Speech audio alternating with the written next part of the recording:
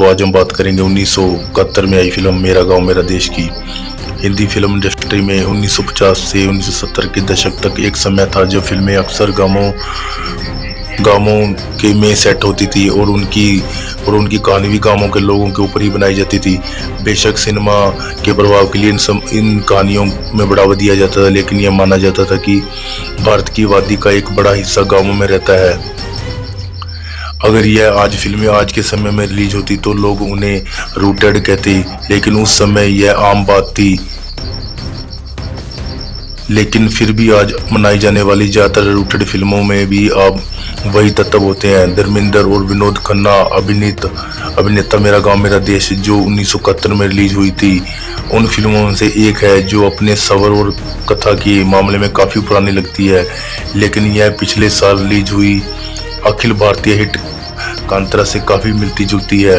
राज खोसला की 1971 की फिल्म मेरा गांव मेरा देश में धर्मेंद्र ने एक नायक की भूमिका निभाई है, जिसकी प्रशंसा की जाती है, भले ही उसके कार्य अत्यंत स्तंभित है। हिंदी सिनेमा के उस दौर में जब डकैतों की दुस्साहसी और रोमांचक कहानियां सिल्वर स्क्रीन पर आती और शुरू होती, मेरा गांव मेरा देश इस विषय पर बनी एक कल्ट फिल्म मानी जाती है, जिसने 50 साल का शानदार सफल पूरा किया है।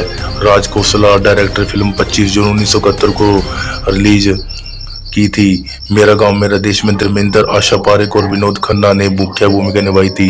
यह फिल्म इसलिए भी याद रखी जाती है क्योंकि इस फिल्म की कहानी से हिंदी सिनेमा की फिल्म शोले निकली थी। ऐसा इसलिए कहा जाता है क्योंकि दोनों फिल्मों के कंसेप्ट में काफ़ी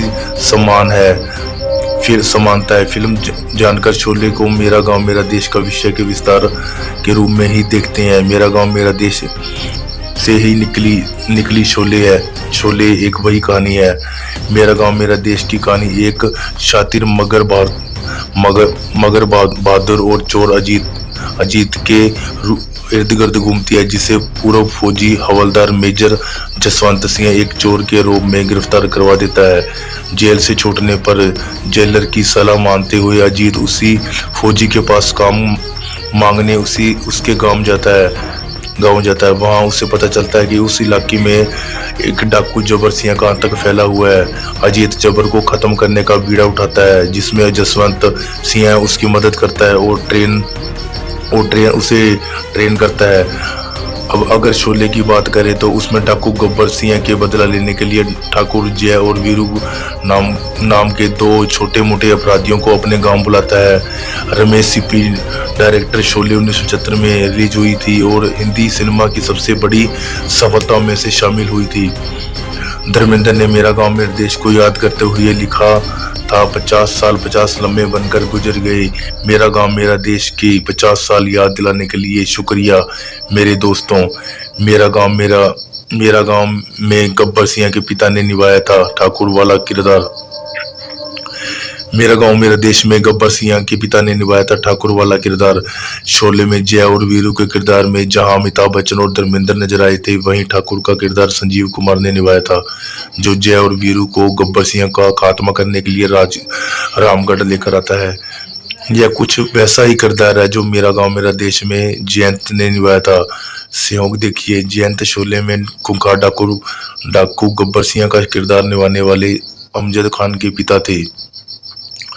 मार दिया जाए या हिट या छोड़ दिया जाए, हिट रहा था यह सॉन्ग। मेरा गांव मेरे देश का संगीत लक्ष्मीकांत प्यारेलाल ने दिया था और गीत आनंद बख्शी के लिखे हुए थे। फिल्म का संगीत हिट रहा था और सजा